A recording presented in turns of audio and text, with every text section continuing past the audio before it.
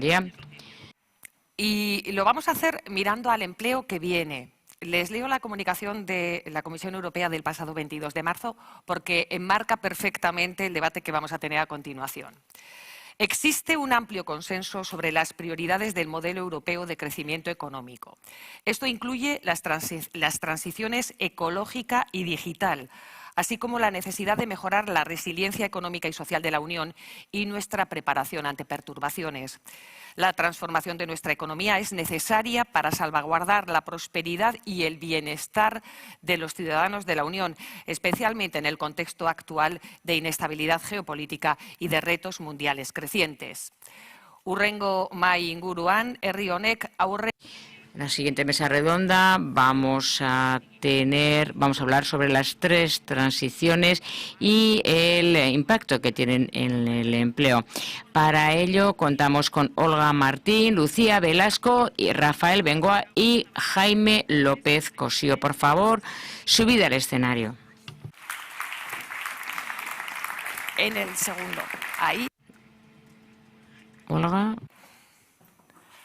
Rafa, en el tercero. Ahí. Hola, Jaime. En el último.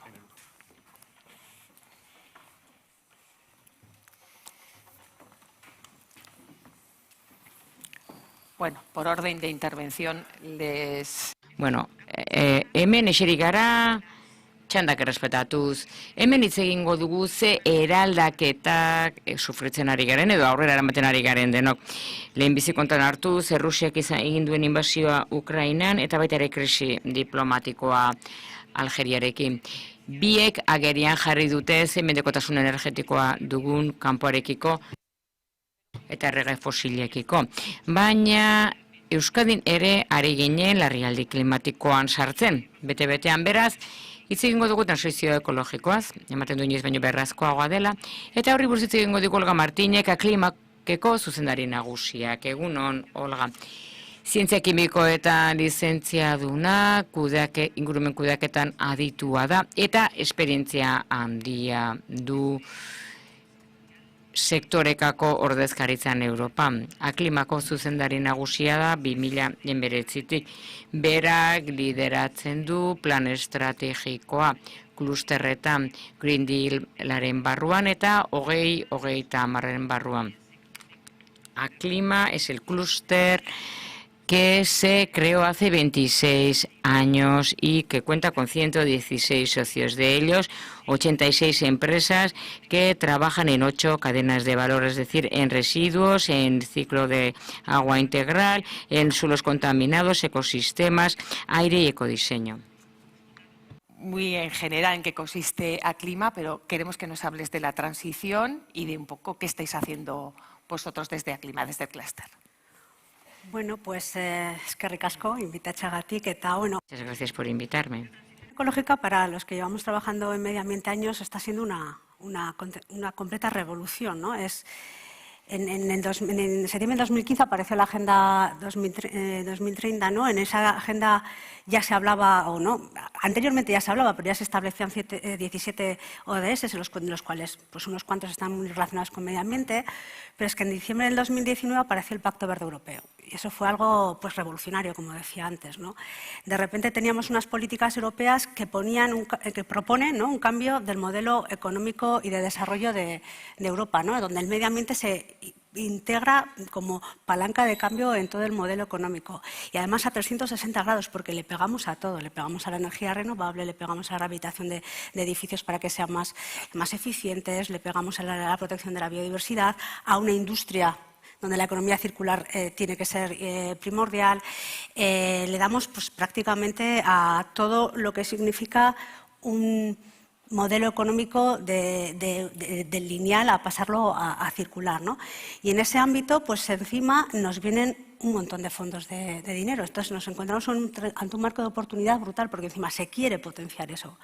La pandemia, además, la pandemia del COVID lo impulsa porque nos damos cuenta que efectivamente tenemos unos problemas de pandemia que pueden estar relacionados también con la falta de cuidado del medio ambiente, ¿no? Y entonces vienen los fondos Next Generation, donde en un país como España, 70.000 millones de euros en subvenciones, el 37% de ese dinero tiene que ir a proyectos de impacto ambiental positivo. Esto significa un impulso brutal, ¿no? Y luego también tenemos tenemos el mecanismo de transición justa, que era un mecanismo anterior de todo el tema de pandemia, que había 1 billón de euros en los próximos 10 años que Europa quiere invertir en innovación en medio ambiente, tanto en los programas que existen habitualmente de innovación como en otros muchos, ¿no? Entonces, nunca se había visto un despliegue de fondos públicos para impulsar temas ambientales. Y en este ámbito, pues, ¿qué tenemos? Tenemos oportunidades, como decía, a 360 grados. Tenemos oportunidades en el ámbito de economía circular, cómo podemos apoyar la transición ecológica de todos los sectores económicos para que se adapten a estos nuevos aspectos. Tenemos cómo podemos hacer la transición energética, ¿no? Tú hablabas de los problemas que tenemos ahora con la guerra de Ucrania, desgraciadamente, etcétera, ¿no? Cómo podemos generar mercados locales autosuficientes para permitir que haya materias primas secundarias que nos ayuden a mejorar, ¿no? o a tener otros materiales en nuestro entorno, con lo cual tenemos oportunidad. Bueno, la adaptación al cambio climático, antes a la entrada estábamos hablando de todo este tema, ¿no? De los calores que hemos tenido esta semana pasada en Euskadi, ¿no? Esto no es normal. Y eso es ahí tenemos que trabajar también, cómo podemos. Entonces, hay un montón de ámbitos en los que vamos a necesitar talento, especialización, conocimiento, experiencia. Es verdad que en Euskadi tenemos un sector ambiental potente porque, también lo comentábamos, hemos tenido una primera transición ecológica. Todo el mundo se acuerda todo el mundo que tenga la edad, claro, por ejemplo yo, que se acuerda de lo que era esto hace 25 o 30 años, ¿no? Eran unos astilleros y no tenía nada que ver con lo que es ahora, ¿no? Y esa transición ecológica se hizo a finales de los 80, los 90, hubo una predisposición muy valiente por parte de las instituciones públicas en impulsar temas ambientales y legislación ambiental. Se creó una red de profesionales y con conocimiento y experiencia, ¿no? Y esos profesionales están dispuestos a trasladar esa información, ese conocimiento al resto de sectores económicos que ahora se ven impulsados a hacer un cambio, ¿no? Entonces, yo creo que es un momento de oportunidad fantástico en el que los medioambientalistas estamos encantados y dispuestos a poder ayudar, pues, para poder hacer esa transición, que tenemos que hacerla, porque el planeta está como está. Sí, no nos queda otra. No nos queda otra. Efectivamente, los calores si alguien tenía dudas, los calores de la semana pasada nos lo han recordado. Enseguida hablamos de algunas de las cosas que has dicho, sobre todo el tema de la oportunidad, y vamos a necesitar talento, especialización, experiencia, que supongo que es algo que va a repetir todos los invitados. Vamos ahora con la segunda de las transiciones, que va a ser igual, yo creo, que la transición que nos va a impactar más y de forma transversal a todos. Según el Foro Económico Mundial, para 2025, 85 millones de empleos se habrán automatizado en todo el mundo. Los empleos que no desaparecerán se transformarán. Muchas de las tareas que hacemos las personas trabajadoras se van a ver alteradas por la irrupción de la tecnología. Ya lo están, pero mucho más. Yo ayer leía que ya hay apps que escriben novelas y dije, hasta esto están haciendo ya, ¿no? Bueno, pues. Y también van a irrumpir muchos empleos que hoy ni se nos ocurren. Una cita de la persona a la que vamos a escuchar ahora. El mercado laboral va a vivir una transición digital que va a desplazar a muchas personas por la tecnología. Y para afrontarlo bien, es necesario que incluyamos formación digital, pero también planes de contingencia y nuevos sistemas de protección social ante nuevas relaciones laborales y vitales. Es lo que sostiene Lucía Velasco, que es directora general del Observatorio General de Tecnología y Sociedad, es economista, especializada u obsesionada, dice ella, por el impacto social de la tecnología. Ha pasado por el sector público, por el sector privado, el tercer sector, y ahora da sus primeros pasos en la Academia de la Escuela de Gobernanza Transnacional de Florencia. Además, asesora de forma independiente a instituciones como la Comisión Europea o la OCDE. Sobre esta transición ha escrito el libro ¿Te va a sustituir un algoritmo? Lucía, buenos días. Buenos días. ¿Nos va a sustituir un algoritmo? Bueno, pues para saberlo hay que leerse el libro. No, lo que creo que es importante que reconozcamos, como bien decías, es que la digitalización es el metaacontecimiento. Tengo un amigo filósofo que dice que es un acontecimiento total, ¿no? Que afecta absolutamente a todo y que trae muchísimas oportunidades, pero yo creo que de las oportunidades ya hay muchísima gente también hablando, ¿no? Y somos conscientes, y lo hemos visto durante la pandemia, como toda nuestra vida pues se ha digitalizado más, porque era casi la única opción que teníamos para relacionarnos con los demás, para seguir trabajando, para vivir, en definitiva. Pero lo que es importante entender, justamente al hilo de lo que tú comentabas, es que esta transformación que llamamos transformación digital, pero también transición, porque es una transformación que necesita ser acompañada por una transición, afecta fundamentalmente al empleo. Y es algo que a veces nos da un poco de cosa decir, ¿no? Porque parece como que si dices que la digitalización va a destruir empleos o va a modificar muchos de ellos, va a hacer que unos desaparezcan, que aparezcan otros nuevos, a veces dices, oye, es que eres ludita, ¿no? Estás en contra de la tecnología. No, estoy a favor de decirle a la gente lo que va a pasar para que seamos todos capaces de prepararnos, ¿no? Igual que con la globalización hubo un impacto muy fuerte en la deslocalización industrial. ¿Se me ha ido A el ver, micro? el micrófono de Lucía. Están saboteando los algoritmos. Se te vuelve a escuchar bien. ¿Ves? Hablo Si no de tenemos la- ahí micrófonos de mano, el recurso de siempre, ¿eh?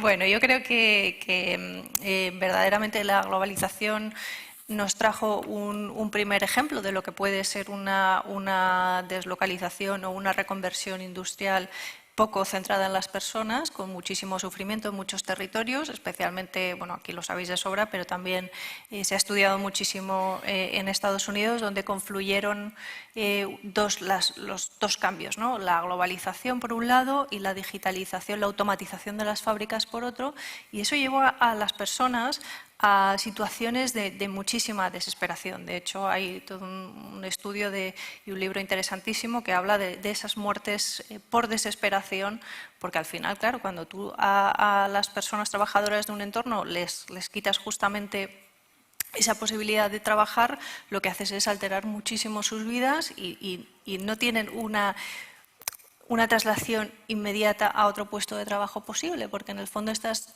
haciendo desaparecer unos oficios. Por eso yo creo que esto nos sirve para entender lo que no hay que hacer. Es decir, no acordarnos del impacto que tiene sobre las personas cuando digitalizamos, cuando automatizamos y cuando tomamos decisiones empresariales, en el fondo, porque esto no es que cae del cielo, no es como el cambio climático. Bueno, el cambio climático tampoco cae del cielo, lo provocamos nosotros, pero sí que es algo sobre lo que no podemos actuar directamente, ¿no? En términos inmediatos.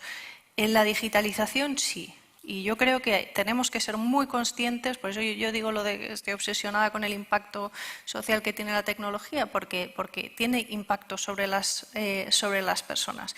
Y tú hablabas de la cifra del Foro Económico Mundial y de hecho yo creo que la OCDE hace un año o dos hizo un estudio sobre Euskadi justamente y hablaba de que hay más de un 20% de empleos con alto grado de automatización aquí, ¿no? Entonces, me parece que es el punto de partida fundamental para que se pongan en marcha todas estas políticas que son necesarias activar para que las personas que van a vivir esa transformación no la padezcan, porque tenemos la oportunidad por primera vez en la historia de evitarle el sufrimiento a la gente. Y yo creo que esa, desde las instituciones y desde la sociedad, es nuestra obligación.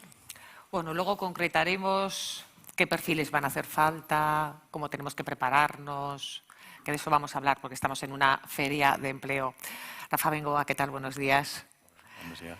Hablamos muchísimo los periodistas de sanidad últimamente, está en boca de todos, del futuro de la sanidad, que también está viviendo una transición importante. No acabamos de superar del todo la pandemia del COVID, que además de sacudirnos emocionalmente en el ámbito personal, ha impactado en la economía y en la gobernanza de todo el mundo.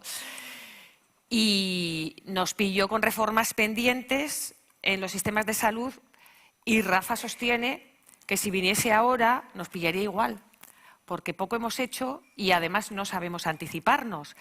Y que es ahora cuando tenemos que fortalecer nuestro sistema de salud para cuando vengan nuevas crisis. Si hablamos de empleo, aunque lo haremos luego de manera más detallada, este ha sido el sector que más ha contratado durante la pandemia por causas lógicas, pero que también tiene un potencial enorme. Rafa Bengoa nos va a acercar a la transformación sociosanitaria. Rafa es médico, es especialista en salud pública y gestión. Ha sido directivo de sistemas de salud en la OMS, ha sido, de eso le conocemos la mayoría, consejero de Sanidad y Consumo del Gobierno vasco. Es doctor honoris causa por la Universidad de Ulster por defender una sanidad pública de calidad y despolitizada. Y es senior fellow de Harvard. Actualmente es codirector de SeaHealth y es asesor internacional en reforma sanitaria. Te escuchamos. ¿Hacia dónde va la sanidad y cuál es esa transformación sociosanitaria que debemos emprender? Muy bien, bueno, Egunon, medio ambiente, digitalización, inevitable, y hay una tercera cosa que es inevitable, es algo que no queréis oír, pero va a haber más pandemias. Eso es para despertaros un poquito. Entonces, es evidente que vamos a necesitar muchos más medios de los que nos han ido digamos, faltando en esta pandemia. La razón principal es porque solo en los últimos 50 años ha habido 335 saltos del mundo animal al mundo humano de virus. No todos son pandémicos, no todos tienen potencial pandémico, pero 5 o 6 sí lo han sido. Y no hay ninguna razón, como no estamos haciendo todo lo que hay que hacer para que esos saltos no sigan dándose. Por tanto, los que estamos aquí creo que vamos a ver otra. Como no podemos anticiparnos a lo que va a hacer el virus, porque ni el propio virus sabe que va a pegar ese salto al mundo humano, lo que tenemos que hacer es preparar todo lo demás. Tenemos que preparar el medio ambiente, porque esa es la razón por la cual están saltando de los bosques a las ciudades y a los humanos.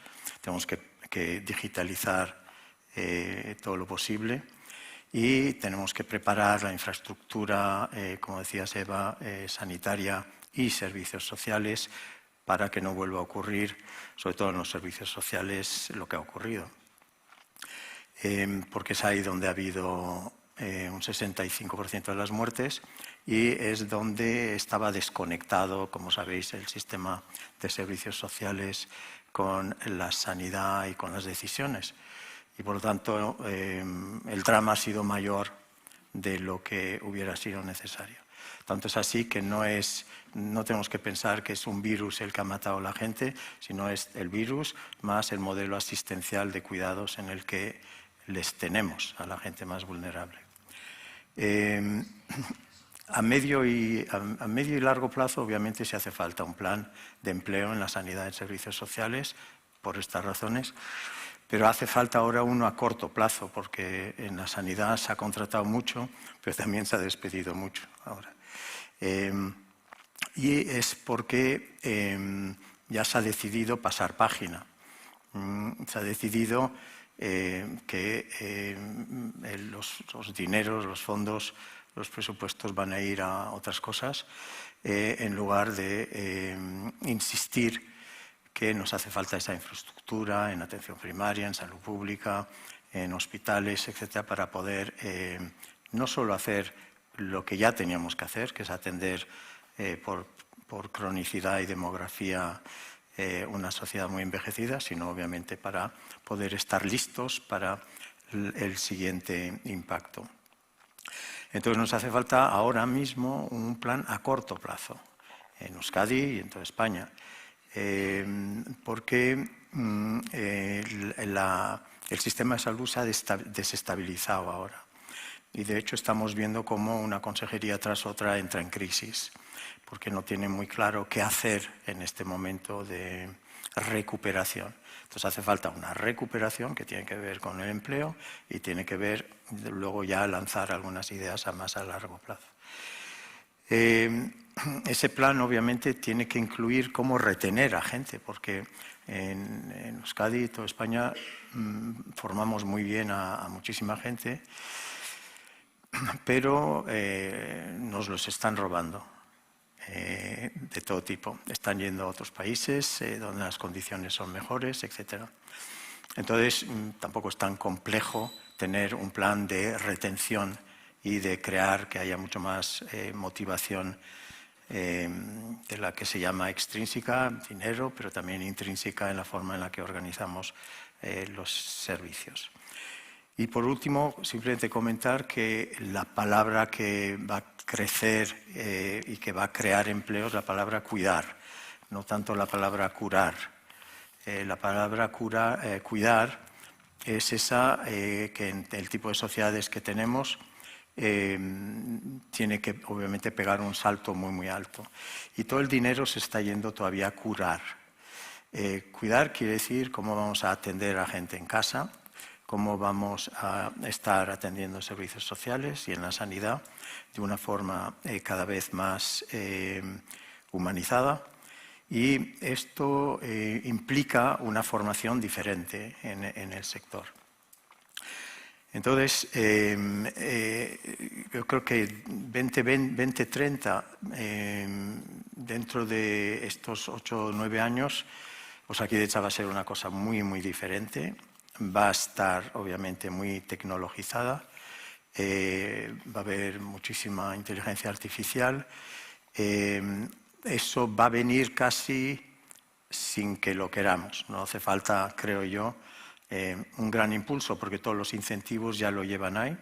Incluso la mayor parte del dinero europeo está, digamos, promoviéndose en esa dirección.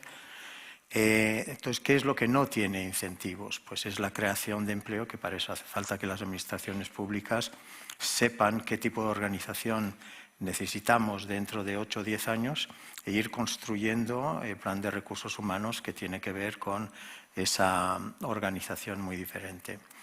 Cosa que ya sabemos cuál es, no hace falta sentarnos a diseñar esa organización, pero sí hace falta sentarnos a diseñar el plan de recursos humanos para esa organización futura. Bueno, la tecnología está ya, la digitalización, bueno, de hecho, supongo que lo habrán escuchado o leído, en agosto empiezan ya pruebas virtuales de atención por videoconferencia de los médicos de atención primaria a pacientes. Empieza una experiencia piloto en Álava, así que estamos ya ahí. Luego vamos a profundizar en cómo afecta la tecnología a todas las transiciones. Pero lo que nos interesa de todas las transiciones es cómo afectan al empleo. Estamos en una feria de formación y empleo. ¿Cuántos trabajadores van a requerir? ¿En qué áreas? ¿Con qué perfiles? ¿Qué tipo de empleos? De eso vamos a hablar ahora, pero le hemos pedido a nuestro siguiente invitado que, recogiendo un poco todo lo que han contado las 3 primeras intervenciones, nos ponga ya la pista de aterrizaje en el mundo del empleo y de los servicios de empleo, donde también es un especialista. Él es Jaime López Cosío, director de la Asistencia Técnica del Foro de Ciudades por el Empleo en Foro Sociedad y Gestión Pública. El Foro de Ciudades por el Empleo, que dirige, es una iniciativa de cooperación en proyectos de empleo entre ciudades españolas de más de 100.000 habitantes. Jaime es socio director de la consultora Laudantis, dedicada a las políticas de empleo y formación profesional, que es un área en el que tiene mucha experiencia. Ha dirigido el Servicio Público de Empleo en Galicia y colabora con el SEPE y con otros servicios de empleo autonómicos en proyectos de planificación, de orientación, de evaluación y buenas prácticas. Actualmente está dirigiendo un estudio a nivel nacional para la detección de necesidades de competencias en el sector del metal y participa como experto en el proyecto para el despliegue de la cartera de servicios que está realizando el SEPE con apoyo de la Dirección General de Reformas Estructurales de la Comisión Europea. A ver, Jaime, ¿cómo recoges lo dicho? Y giramos hacia el empleo que nos viene. Buenos días, primero. Egunon, buenos días. Gracias, Eva, y gracias otra vez por la invitación. Deberías haberme dicho que tenía que traerme la bola de cristal, pero voy a intentar sustituirla con un poquito de experiencia y con la ayuda del resto de ponentes. Voy a hacer un brevísimo resumen de lo dicho para intentar desembocar en lo que me pides, que es un poco el efecto, el impacto sobre el empleo y sobre el servicio público de empleo. Ha dicho Olga, ha hablado directamente de revolución, vinculada a la Agenda 2030, al cambio de modelo económico alrededor de la transición ecológica, pero también se ha referido a la oportunidad de los fondos vinculados a los procesos de transición justa y a la necesidad de talento, de especialización y de experiencia, y ha añadido una cosa que a mí me parece muy relevante, que es la experiencia que ya tenemos en reconversiones anteriores. Es verdad que a lo mejor los que tenemos ya cierta edad recordamos las reconversiones industriales a finales de los años 80, años 90, también la reconversión en el sector primario, que ha sido muy relevante. Por lo tanto, ahí hay un elemento, hay un punto, yo creo que de utilidad.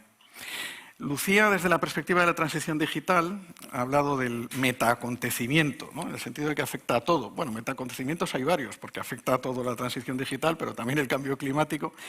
Y yo me atrevo a decir que también afecta a todo el envejecimiento, ¿no? como grandes vectores, digamos, que nos afectan. Pero es verdad, la transición digital lo es, porque transforma y al mismo tiempo afecta prácticamente a todos los procesos y, por lo tanto, a casi todos los empleos, ¿no? Has citado el estudio de la OCDE sobre el impacto de la digitalización en el empleo, que además es un estudio regionalizado, que analiza incluso al nivel de región, y viene a decir que el 20% de los empleos se ven directamente afectados por los procesos de digitalización, son sustituidos o implican cambios. Y ha dicho una cosa que a mí me parece muy relevante, que es el papel de las instituciones para evitar sufrimientos a la población, ¿no? Es decir, para anticiparse y liderar, pilotar esos procesos para que no se vuelvan a producir las situaciones que describías de hace no mucho tiempo, ¿no? De los grandes cambios sociales, por ejemplo, en Estados Unidos. Y por último, Rafael nos ha despertado con la idea de que va a haber más pandemias. Yo se lo agradezco por los saltos continuos entre el mundo animal y el mundo humano, porque a veces nos olvidamos que el mundo humano también es mundo animal. Y nos ha dicho que es imprescindible preparar con carácter general, pero preparar particularmente los sistemas sanitarios y los sistemas de servicios sociales.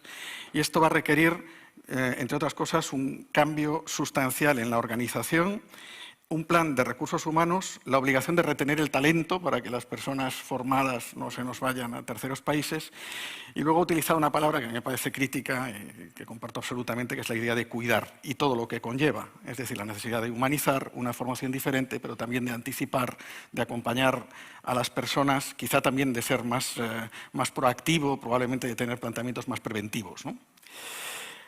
¿Cómo afecta al empleo esto? Bueno, yo como hablamos de transiciones, recordaba a la entrada que el concepto de transición laboral es probablemente la primera vez que se utilizó el concepto de transición en este contexto.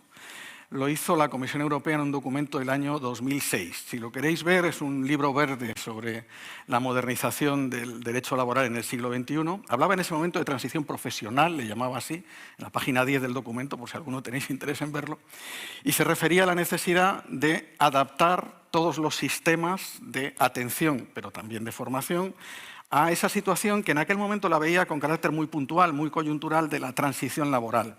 En aquel momento la transición laboral la veía para determinadas personas y determinadas empresas, para las que estaban sometidas a procesos de deslocalización. Es decir, tenía un concepto de transición laboral en aquel momento como algo coyuntural, puntual, que iba a afectar a una parte de la población, a algunas empresas y a algunos sectores, sobre todo por efectos de la deslocalización. Claro, lo que hemos visto en estos últimos años es que la transición laboral afecta a la mayoría de la población. La organización del trabajo, para adaptarse a todos estos cambios, a la transición ecológica, a la transición sanitaria, a la transición digital, lo que motiva es una especie de transición laboral que nos somete a todos, ¿no? La idea del cambio continuo, la idea de la formación continua. La cuestión, por lo tanto, es cómo le damos respuesta. Yo creo que hay dos ámbitos de respuesta. El primero es personal. La transición requiere responsabilidad, requiere autonomía, y eso requiere que cada uno de nosotros asumamos que ese es un proceso que nos afecta. Eso requiere la obligación de formarse, requiere un cierto compromiso con el entorno, con todos estos niveles, asumir la realidad, asumir la transición ecológica, la transición digital, la transición sanitaria, nos afecta directamente, y incrementar, digamos, nuestra capacidad de respuesta. No solo la resiliencia, sino la capacidad adaptativa. Por lo tanto, yo creo que primero, en primer lugar, es una invitación hacia las personas. En segundo lugar, es una invitación hacia las empresas. Hace pocos días, el 3 de junio, hace muy poquitos días, leía un artículo coincidente de dos personas que las voy a citar porque me parecen relevantes, ¿no? El CEO de BlackRock, el mayor fondo de inversión mundial, Larry Fink, y el CEO y presidente de PricewaterhouseCoopers, una de las mayores consultoras globales. Y coincidían los dos en que literalmente era un error fijar la primacía en la rentabilidad del corto plazo. Lo decían literalmente, lo consideraban una equivocación.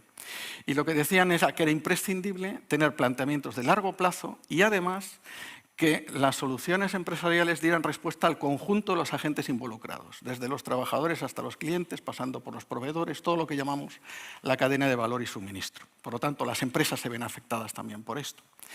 Y por último, se ven afectadas las instituciones. Y aquí conecto con los servicios públicos de empleo. Claro, se requiere una respuesta. A finales del siglo XIX, en los orígenes del derecho laboral, hubo una exhortación al Estado a que regulase, ¿no?, para salir de las situaciones deplorables laborales de aquel momento. Se exhortó a la Administración que adoptase un papel activo mediante la regulación. Y eso dio origen al derecho del trabajo. La primera formulación de los derechos internacionales desde 1919, la que hace la OIT. Hemos desarrollado mucho desde entonces. Ahora estamos exhortando otra vez a las instituciones a que de alguna manera se pongan al frente de la manifestación, por decirlo así, perdonadme la expresión, y por lo tanto lideren esos procesos. ¿Cómo?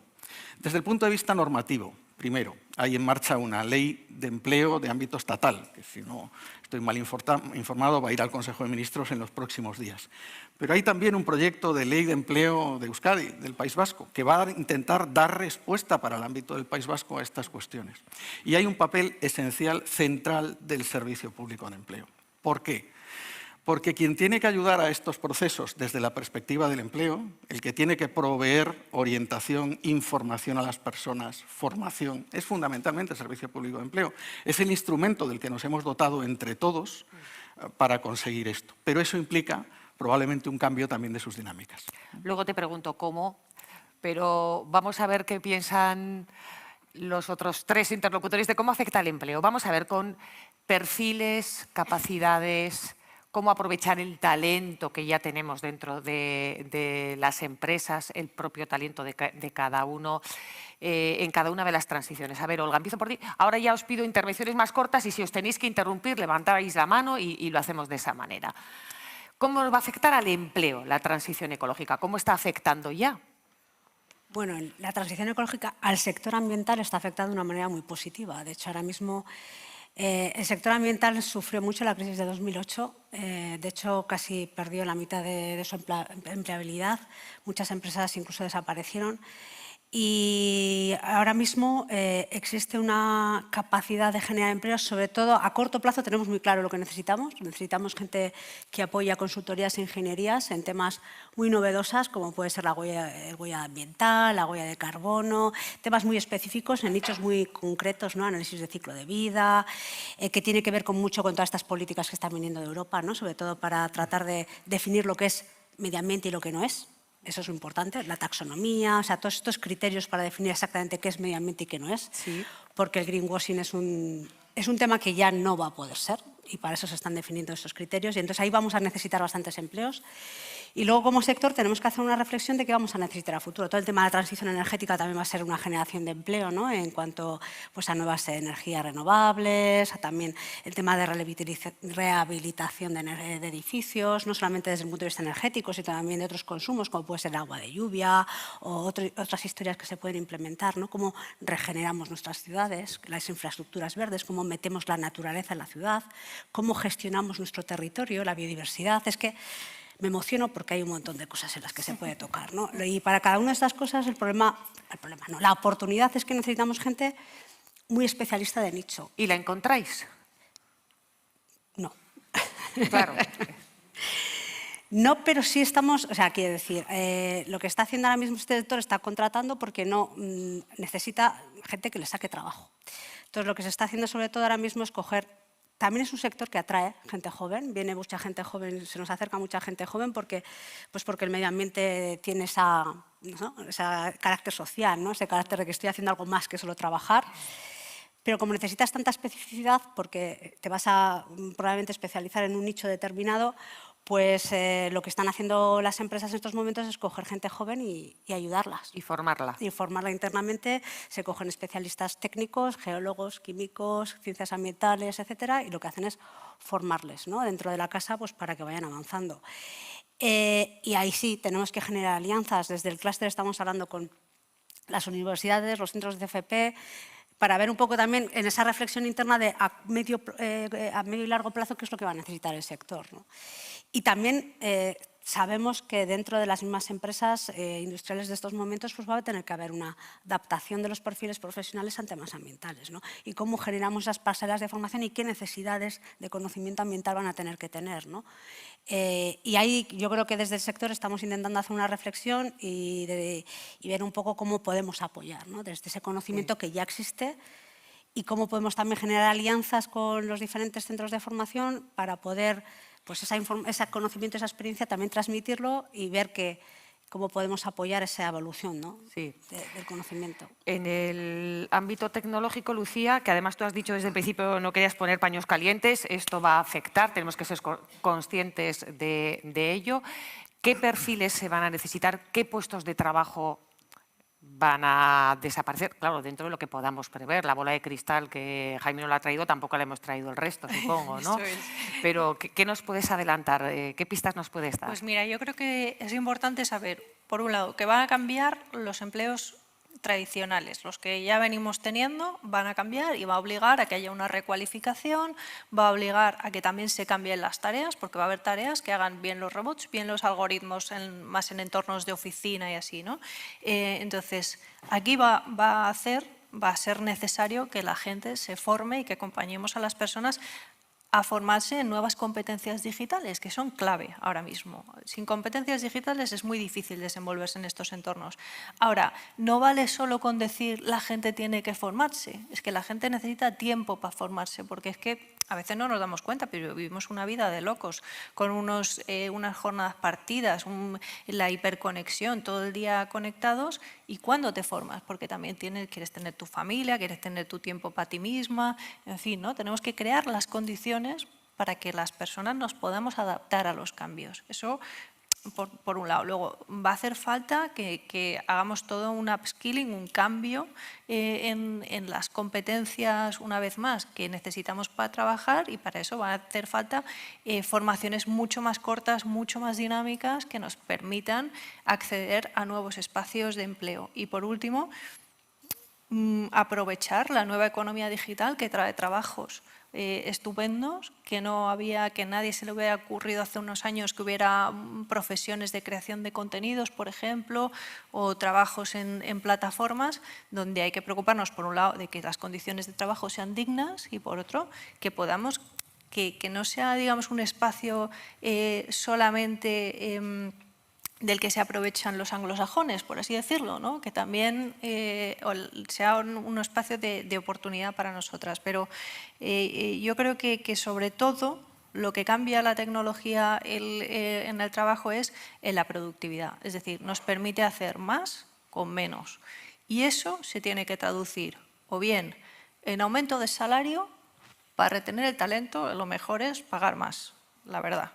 Y si no puedes pagar más, trabajar menos. Y ahí empieza a haber todo este debate de las jornadas de 4 días, de reducir los tiempos de trabajo, del teletrabajo y de todas otras modalidades que resultan atractivas para que las personas podamos construir nuestra vida y nuestra vida no sea trabajar.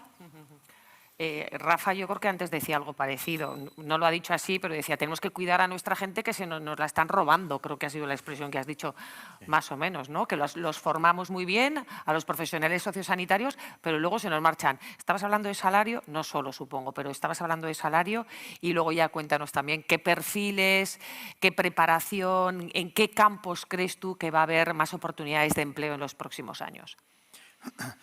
El centro de cuidados se va a convertir en el domicilio, entre otras cosas, apoyado por la tecnología. Es el domicilio, nuestro domicilio, el que se va a convertir en el centro de cuidados. Obviamente va a venir gente de fuera a hacer cosas de curar y cuidar. Va a bajar la dependencia, tiene que bajar la dependencia del hospital, tiene que incluso bajar la dependencia en parte de atención primaria. Entonces, para que ese domicilio sea un centro de cuidados, y no hace falta, la tecnología está madura para eso, ya sabemos monitorizar 12 enfermedades desde el domicilio. Entonces, yo me imagino siempre un grupo de enfermeros, enfermeras, mirando unas pantallas en el centro de salud, no lo que hacen hoy, y ver que se están descompensando 6 o 7 personas en su área de referencia. Y entonces poder mandar a alguien a ese domicilio para atenderles. Eso es medicina no presencial primero y luego es medicina presencial proactiva, preventiva. Esto ya lo tenemos diseñado desde hace tiempo, pero no acaba de tomar forma. Eso implica una personalización de los cuidados. Esa personalización que nos ofrecen las empresas y en muchas cosas, obviamente ese concepto ya está apareciendo en medicina, se llama medicina personalizada, lo que pasa es que está capturada en el ámbito hospitalario, donde están todos los incentivos para hacer una personalización de curar. Pero ahora hace falta una personalización de cuidar. Y eso es por eso que... Entonces, ¿eso qué quiere decir? Pues unas profesiones y que las administraciones tomen decisiones de si esa es la sociedad que viene y que de hecho que ya está aquí, pero que no teníamos antes, que es una sociedad donde hay mucha gente joven también que necesitan cuidados, no solo gente mayor, con todo tipo de dependencias. Ese modelo exige sobre todo una profesión de enfermería que pueda acudir a esos que se están descompensando, unos médicos, médicas que puedan hacerlo también, pero también unos servicios sociales, una asistencia social mucho más preparada y mejor pagada. Ahora se está exigiendo a las personas de servicios sociales una tarea ingrata, sin apoyo tecnológico, solitaria, en la que además pagada de una forma muy patética. Entonces, el rediseño del modelo lo tenemos, pero el tema de los recursos humanos es el que tiene que ahora pegar ese salto hacia los cuidados, hacia servicios personalizados a domicilio con gente mejor pagada. La tecnología, ahora voy enseguida contigo, Jaime, pero quería preguntar a Olga y a Lucía si la tecnología, decía Rafa, está ya madura. En vuestros ámbitos también, bueno, en el tuyo, ¿tú crees que está lo suficientemente madura como para que esa transición se produzca ya? Y lo que tenemos que hacer es prepararnos todos, virar hacia allí, pero ya hay suficiente...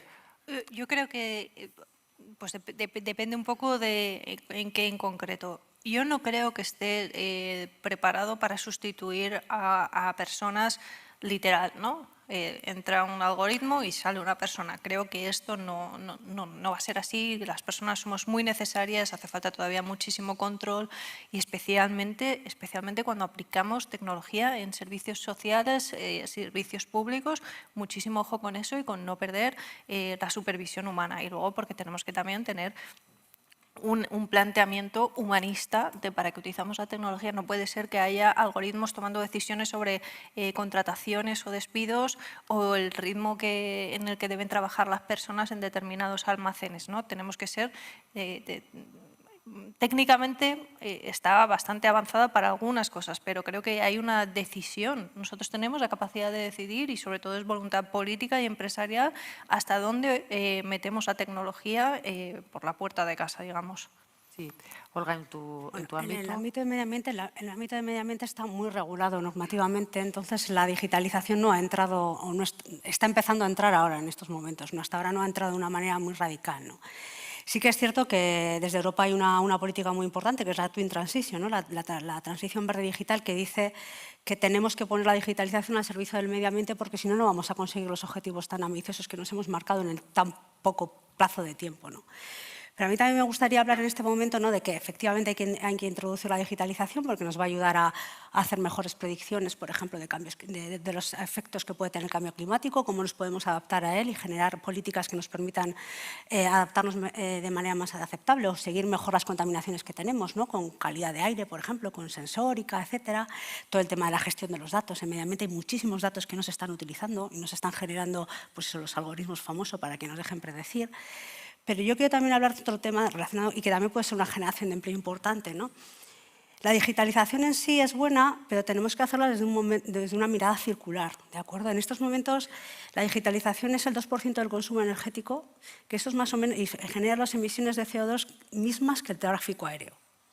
¿Vale? Es la misma, y si seguimos a este nivel sin introducir modelos eficientes en la generación de las herramientas digitales, ¿no?, de los equipos de digitalización, pues la verdad es que se prevé que igual en el 2050 tengamos un 14% de consumo energético alrededor de la digitalización y eso no nos lo podemos permitir. ¿Lo estoy entendiendo bien? ¿La digitalización contamina? Claro, como todo, consume energía. Sí. Y esa energía hay que producirla en un sitio. Sí.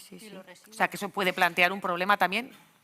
Y además tenemos dos problemas importantes, que son las materias primas que estamos utilizando en los equipos electrónicos, todos estos metales y tierras raras, que pueden llevarnos a una crisis tan importante como la que tenemos ahora con la energía, puede llevarnos a una crisis porque no tenemos esas materiales en Europa. Y para ello tenemos un montón de generación de residuos porque la obsolescencia de los equipos en los que estamos trabajando es la que es. Tenemos que generar que sean más durables en el tiempo, tenemos que tener más esos equipos en el tiempo y además tenemos que ser capaces de que esos equipos sean desmontables fácilmente y poder reutilizar los materiales que tienen, ¿no?, sobre todo estos metales, que ahora mismo están yendo en unos porcentajes bárbaros, más del 60% a vertederos o a eliminación, ¿no? Entonces, ahí tenemos otro campo entero, porque la transición energética podríamos hablar igual, ¿no?, de las renovables. Sí, las renovables son muy importantes, pero ¿cómo estamos generando las fotovoltaicas? Que luego creo que van a hablar de ellos, o las eólicas, ¿no? ¿Cómo estamos generando esos procesos? Ahí tenemos que meter también la circularidad, porque si no, igual dentro de unos años nos encontramos en una encrucijada brutal porque no tenemos materiales o no tenemos esos metales o no tenemos la energía suficiente para poder dar de comer a esos equipos que están generando la digitalización. Entonces, el medio ambiente es tan transversal que no es que la digitalización tenga que apoyar el medio ambiente, sino que el medio ambiente tiene que apoyar esa digitalización para poderlo hacerlo de una manera sensata, ¿no? Jaime, ¿qué reflexiones te suscita lo que has escuchado y cómo se tienen que adaptar los servicios de empleo también a toda esta nueva realidad? ¿Qué nuevos empleos crees tú, aparte de lo que se han comentado, que pueden surgir? A ver, yo creo que tenemos que entender lo que nos cuentan los especialistas, digamos, de dónde está el impacto principal de las transiciones y traducirlo al terreno de los servicios que prestamos a las personas que están en búsqueda de empleo y muy particularmente a los jóvenes que están tomando decisiones profesionales, ¿no?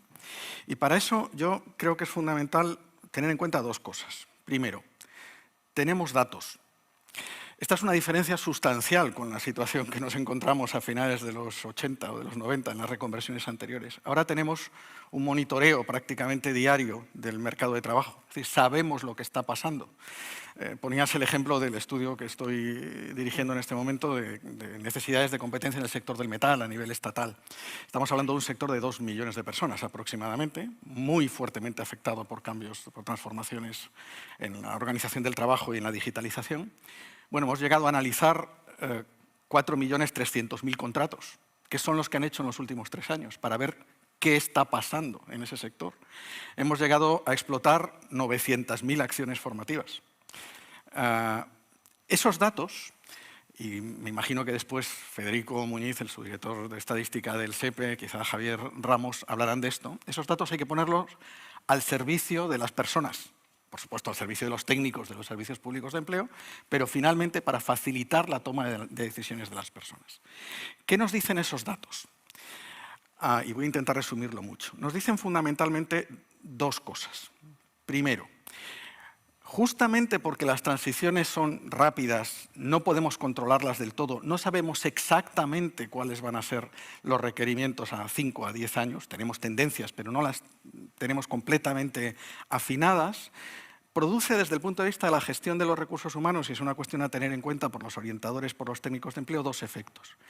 Primero, reformar las competencias técnico-profesionales, sí, por supuesto, pero fundamentalmente las de carácter transversal. Es decir, aquellas que permiten a las personas cambiar a lo largo de la vida. Voy a poner un ejemplo sencillo. Un programador de autómatas programables es una persona que tiene competencia para trabajar en muchos entornos. No está acotado al sector de automoción o al sector aeroespacial o al sector sanitario. Puede trabajar en todos ellos.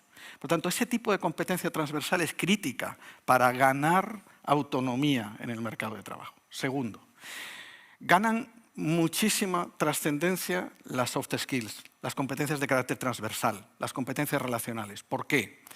Bueno, primero porque nos lo dicen los datos. Nos dicen los datos de qué tienen en cuenta las empresas cuando contratan, pero además tiene una explicación y aquí tiene mucho que ver con lo que nos contaba Rafael. Porque la mayor parte de los procesos tienden a ser o creativos o empáticos o las dos cosas. Tienden a ser humanos. Y por lo tanto, todo lo que afecta a las competencias transversales, estamos hablando de trabajo en equipo, de competencia relacional, de empatía, de aproximación a la necesidad del cliente, de resolución de problemas, de creatividad, se vuelven fundamentales, porque ese tipo de competencias van a seguir siendo útiles a pesar de los cambios que se produzcan, ¿no? Segunda cuestión. Y tercera, tenemos herramientas que no teníamos, y yo voy a citar aquí a una, y Federico y Javier saben que yo además la tengo constantemente en mente, que es el nuevo sistema de clasificación europea de ocupaciones, competencias y cualificaciones, que genera una taxonomía que permite relacionar de manera muy eficiente las ocupaciones con los sectores, las ocupaciones con las competencias, y dentro de las competencias ayuda a distinguir entre competencias que requieren conocimientos y por lo tanto aprendizaje teórico, de competencias que requieren habilidades y destrezas y por lo tanto aprendizaje práctico, y dentro de ellas distingue, ESCO, que es la denominación europea, las siglas en inglés, distingue entre competencias críticas, las llama esenciales, y competencias opcionales. Este tipo de herramientas de análisis de base son fundamentales, por supuesto, para los técnicos de empleo, para los orientadores, para los servicios públicos de empleo como Lanbide. Ayudan a entender mejor el proceso y ayudan a entender mejor lo que pueden hacer, pero son fundamentales para las personas. Pero, ¿y eso cuando yo voy a pedir empleo a Lanbide, por ejemplo? ¿Eso cómo se valora? ¿Cómo se valora que yo tengo unas competencias transversales, que soy una persona flexible, que soy una persona que me adapto? Porque yo voy con mi currículum de licenciada en Ciencias de la Información, que por cierto, pues está, ya ven ustedes cómo está el empleo, también aquí tenemos nuestra propia transformación. ¿Y eso en qué parte de mi currículum entra? ¿O qué tiene que hacer un servicio de empleo para sacar de mí que yo tengo esa capacidad? Mira, nosotros tenemos una especie de background que tiene que ver con la manera en la que clasificamos en la educación. En la educación examinamos, y como examinamos, valoramos y ponemos notas. Esa tendencia de dime cuál es mi nota, qué nota tengo en creatividad, qué nota tengo en empatía, qué nota tengo, esto efectivamente en este ámbito funciona mal. Y ese es uno de los motivos por los que en los currículos no aparecen este tipo de formación. ¿Dónde se produce, dónde es operativo este tipo de habilidades? En el contexto profesional. Eso se valora en tu actividad diaria. Eso lo valoran tus compañeros, tus clientes, tus jefes, los que te ven trabajar todos los días. Es en ese contexto. No pongamos notas en creatividad o notas en, bueno, mejor hay que ponerlo en algún ámbito académico previo, ¿no? Pero lo fundamental es entender que esos procesos son procesos, esas competencias son competencias aplicadas a procesos productivos concretos. Ese es el contexto. Y hay que ayudar a entender que ese tipo de competencia transversal se va a dar prácticamente en todas las ocupaciones y ayudar a desarrollarlo, eso sí. ¿Con qué herramientas? Tenemos herramientas novedosas también en la formación. Hablamos de gamificación. Hablamos de aprendizaje interactivo, de aprendizaje en grupo, de dinámicas. Sí.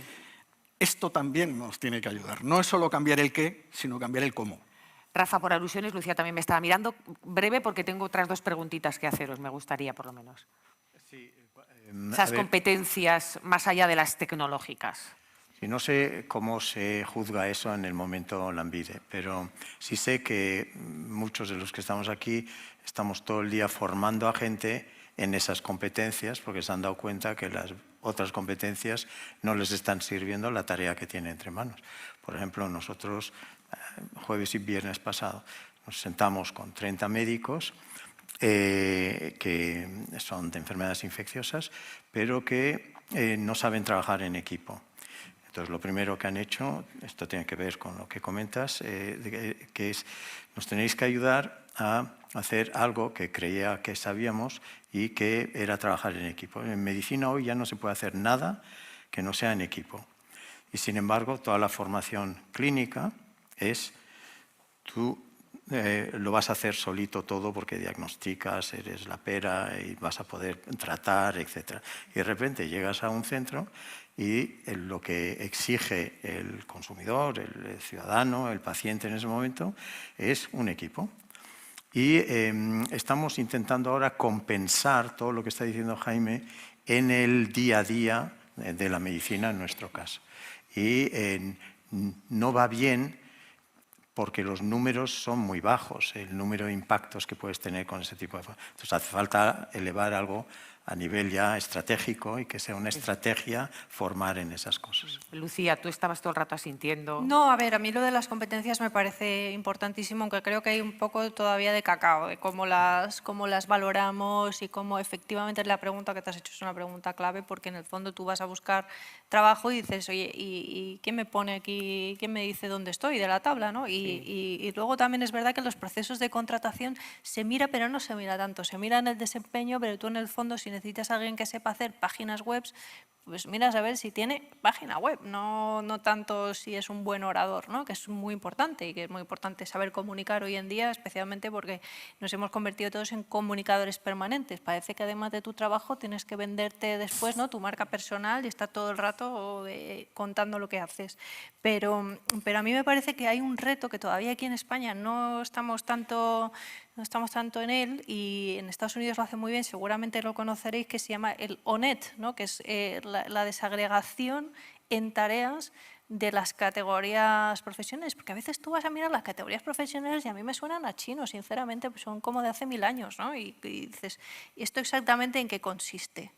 Porque si queremos ver si se va a automatizar o no esto y cuánto riesgo tiene una persona, necesitaremos saber cuáles son las tareas que hace para prepararlo, ¿no? Entonces, ahí todavía hay un reto para resolver. Olga. A mí me gustaría meter otra variable también. Nosotros lo que estamos viendo es que la juventud que se acerca tiene otros valores también, de qué es el mercado de trabajo y cómo se trabaja, ¿no? A los que teníamos nosotros, ¿no?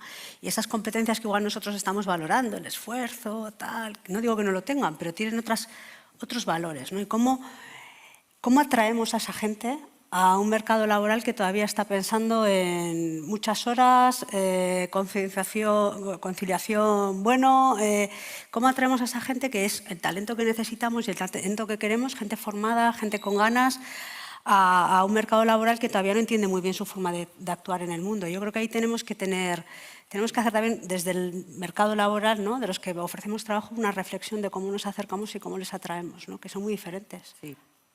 Bueno, voy con la pregunta final porque supongo que lo que queremos mirar también un poco es cómo estamos preparados y cómo nos veis de cara al futuro.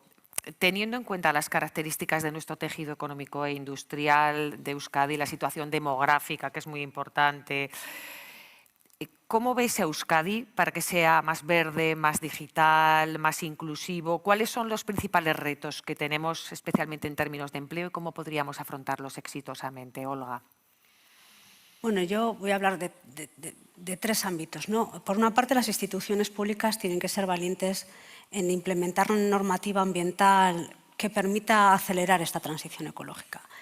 El mercado del material secundario o el mercado ambiental es un mercado caro y que en comparación con el mercado de, por ejemplo, materias primas normales, ¿no? Pues no necesita un impulso, ¿no? A través de herramientas como la fiscalidad verde, la compra pública. Hay un montón de herramientas que hay que ponerse en marcha que desde Europa se están potenciando y que aquí tenemos que tomar decisiones, yo creo que rápidas, ¿no?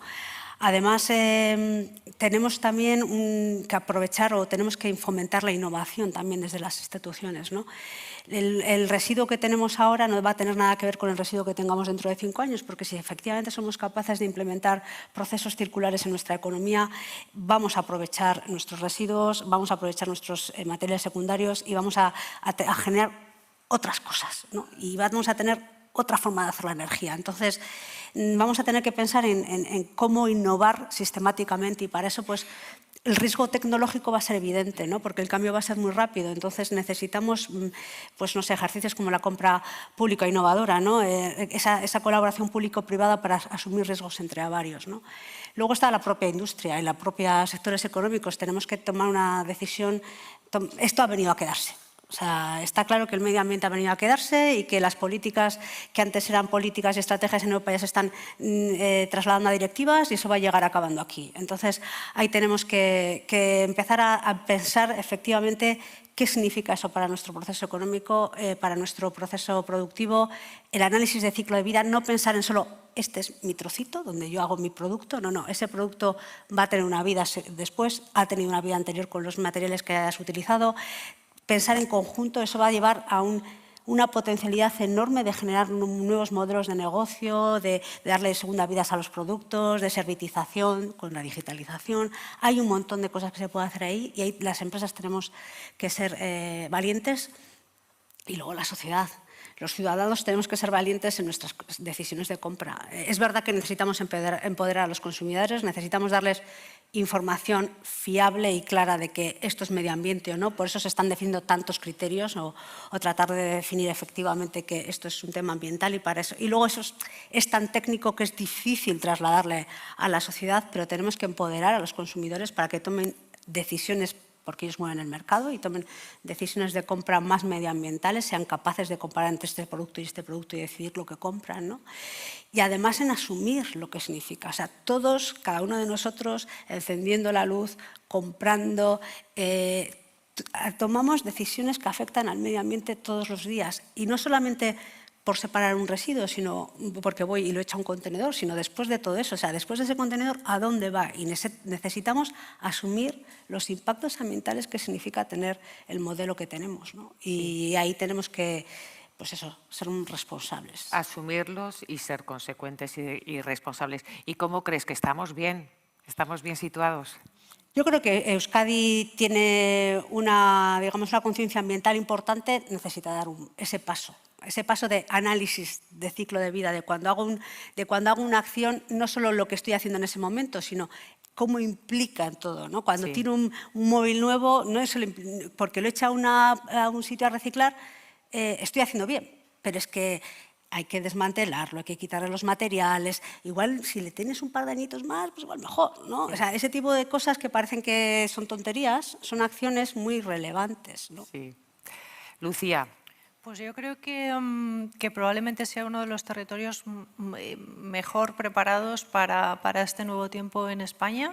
Creo que tiene una cantidad de población muy formada, muy importante, pero además tiene una historia de adaptación al cambio industrial que va a ser fundamental y ya lleva años haciendo una apuesta por la industria conectada, por la modernización también de los oficios. Yo creo que es necesario también apostar por los oficios digitales, que es un nuevo concepto aplicado a la economía digital y empezar a formar, porque no solo de universitarios vive el mundo, ¿no? También hace falta los oficios y recuperar esa tradición. Y luego porque va a haber está empezando a haber un movimiento de desglobalización y hay que aprovechar las oportunidades de la reindustrialización en clave digital que ofrecen y que yo creo que Euskadi tiene que estar ahí para tomarlas.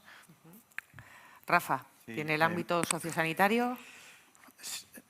Sí, bueno, y más amplio en el sentido de que como he estado en el ámbito político unos años, vas notando ciertos comportamientos, en Euskadi también, pero uno es esta idea de que arriba te pones a microgestionar, cuando muchas de las soluciones, yo creo que de empleo, están abajo. Arriba, obviamente, tiene que tener una función estratégica, tiene que tener el razonamiento normativo que cree condiciones para que abajo, que sean empresas o el sector público, pueda hacer cosas.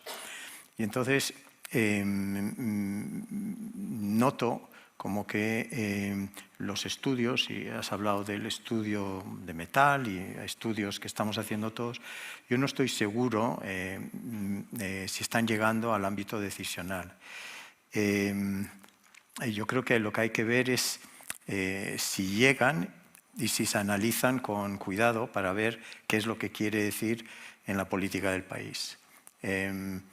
Porque hay estudios muy poderosos en Euskadi, pero no estoy seguro si están teniendo el tiempo de reflexión que hace falta para luego soltar una normativa.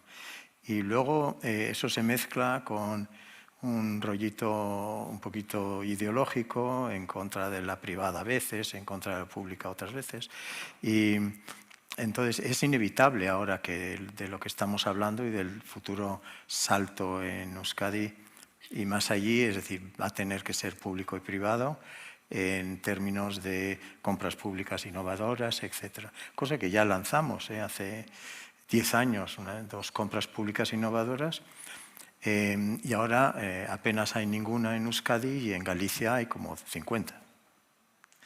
Es decir, que el ámbito estratégico sí sabe captar una idea, darle forma y luego permite su desarrollo y eso crea empleo, obviamente. ¿Y estamos bien situados o...? Ellos mejor. En eso. En eso. Pero en Se eso. ha escabullido Pero en elegantemente. Jaime. A ver, yo creo que Galicia y Euskadi son razonablemente verdes, digitales e inclusivos, ¿no? Si los tomamos, primero en el contexto, estamos donde estamos, en 2022, y los comparamos con las medias, ¿no? Que es lo que podemos hacer. O sea que desde ese punto de vista tampoco nos fustiguemos más allá de lo necesario. Quiero decir, estamos en una posición, aparte yo creo que asimilable, o relativamente asimilable, buena, de partida. Ahora, tenemos que serlo más. Es decir, eso no nos debe hacer caer en la autocomplacencia, ¿no? Tenemos que serlo más. Y en lo que afecta al servicio público de empleo, en lo que afecta a Lanbide, bueno, yo conecto con la intervención, con la inauguración de la vicelehendakari y la consejera, porque ella ya anticipó algunas de las cosas que están haciendo, las herramientas que estáis poniendo a disposición de los empresarios, la digitalización de la relación con el usuario. Esas ya son herramientas de mejora, ¿no? Falta probablemente añadir esta visión prospectiva, esta importancia que tienen los estudios y los análisis para incorporarlos a la toma de decisiones. Es decir, tenemos que tomar decisiones basadas en datos empíricos, en algo que conozcamos, que esté contrastado. Y ahí nos ayuda efectivamente el sector privado, porque en algunas ocasiones va por delante, es decir, tiene que adaptarse y por lo tanto va por delante. La colaboración público-privada desde ese punto de vista es imprescindible, es decir, la realidad es pública y privada, son dos elementos del mismo prisma. Y por último, yo creo que reclama un enfoque ligeramente distinto de los servicios. Es decir, tenemos ahora a la sociedad, conectando con lo que decía Lucía, un poco a la expectativa, ¿no? Es decir, con este temor que siempre producen los cambios, y los cambios drásticos, radicales, que además lo saben, que les van a impactar en su trabajo, en su desempeño, en la organización de su trabajo, en el tiempo de trabajo, en las herramientas que utiliza. En algunas ocasiones le puede obligar a cambiar de trabajo, de profesión, de oficio, de empresa, de sector. Claro, eso preocupa. Frente a eso, yo creo que la respuesta fundamental, decía al principio que tiene en parte es personal, en parte la ofrecen las empresas, pero también tiene que ser institucional. Y en ese sentido, evidentemente el marco normativo no lo resuelve, esto no se resuelve con una ley, pero una ley ayuda, pone el foco, marca la tendencia estratégica y tiene que ir acompañada de un cambio en el despliegue de los servicios.